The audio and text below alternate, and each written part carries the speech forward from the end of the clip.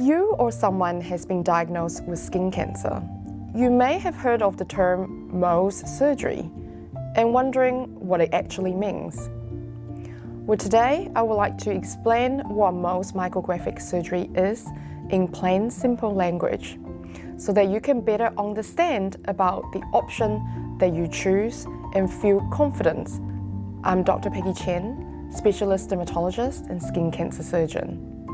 I'm the founder at Skin Expert Center.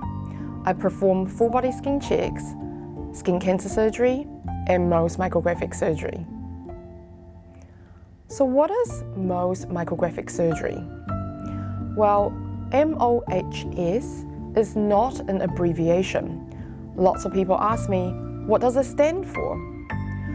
Well, MOHS is actually a surgeon's last name who developed this technique. Dr. Frederick Mohs developed Mohs surgery technique in the 1930s.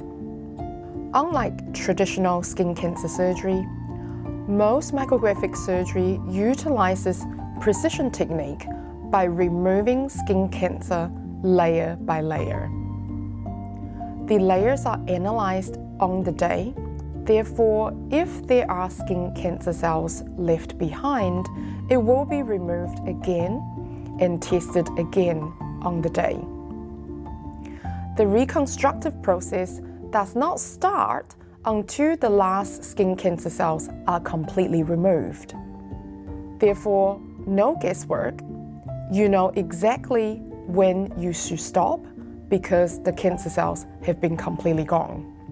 Why is Mohs surgery different to that of traditional standard skin cancer surgery? Traditional skin cancer surgery relies on removal of safety margin. The arbitrary safety margin given to standard skin cancer removal is 4 millimeters. That's 4 millimeters up, 4 millimeters down, 4 millimeters to the left, and 4 millimeters to the right. So as you can imagine, this then ends up being quite a big safety margin removed, plus the cancer itself. Whereas, as mentioned before, Mohs surgery does not need to include a safety margin because we can check the margin on the day. Therefore, this is very useful for sensitive areas and visible areas such as the nose, the eyelids, lips, ears, and in fact, elsewhere on the face. There's no guesswork. We do not need to include a safety margin because we can check that under the microscope in the same setting. Lots of people say, well, so is this cosmetic? Well, this is definitely not cosmetic. The most important difference is that Mohs micrographic surgery offers the highest cure rate possible. And what contributes to that difference? Well, the difference is in the actual processing of the specimen. Traditional skin cancer surgery, we do rely on that to be processed in the lab. The way this is processed only allows the pathologist to analyze less than 3% of the margin. Therefore, if you read the literature, the recurrence rate for skin cancer 10 years down the track with traditional standard excision is about 10%. Whereas Mohs micrographic surgery, the way that it's processed, it is by processing the specimen horizontally from the base up. Therefore, when it is analyzed on the day, the entire circumference, 100% of the margin, and the base, 100% of the deep margin, can be visualized under the microscope.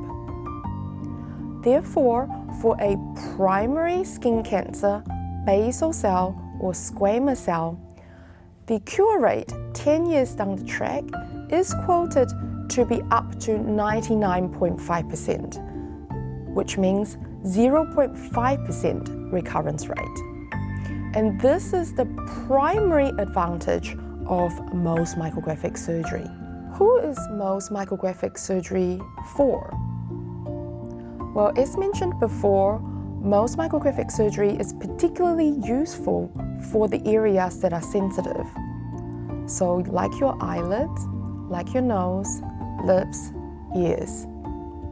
Also, Mohs surgery is particularly helpful for those cancers that's already been treated by other techniques, such as liquid nitrogen, topical treatment, or with previous surgery, and unfortunately, the cancer has come back.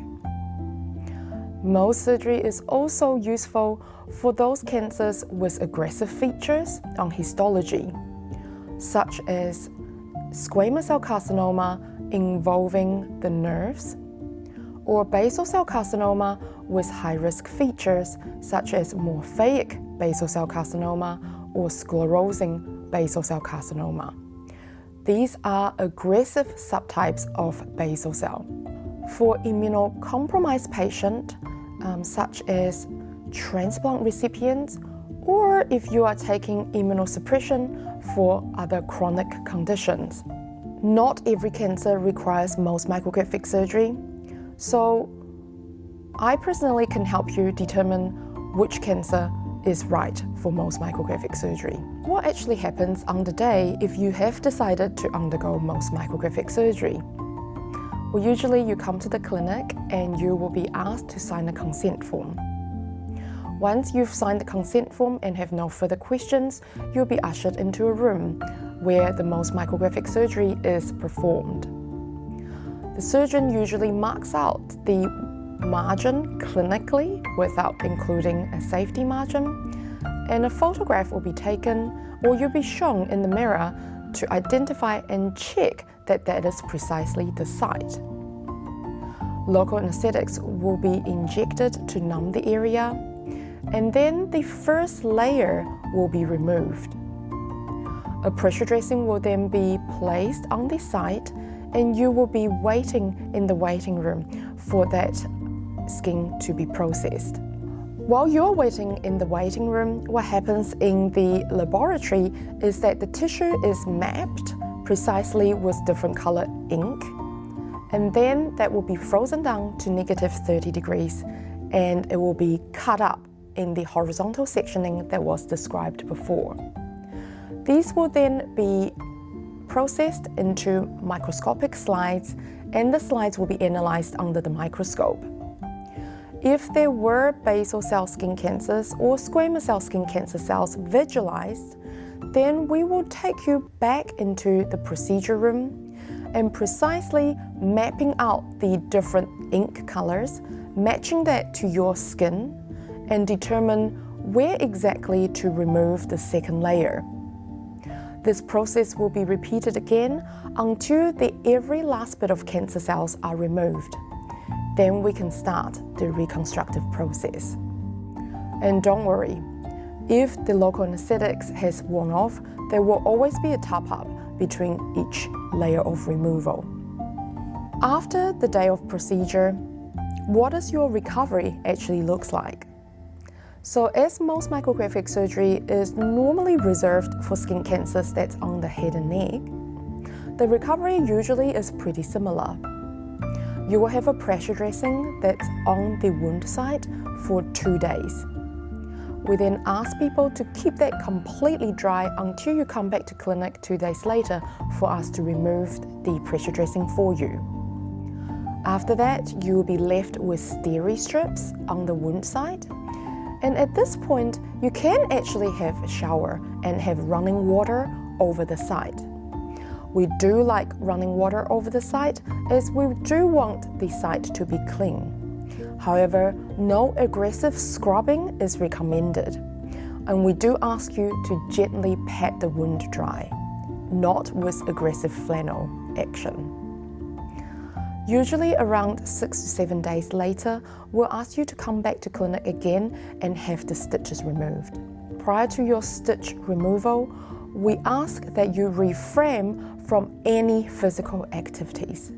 So these include housework, vacuuming, gardening, cycling, even on a stationary bike, and also other forms of physical activities.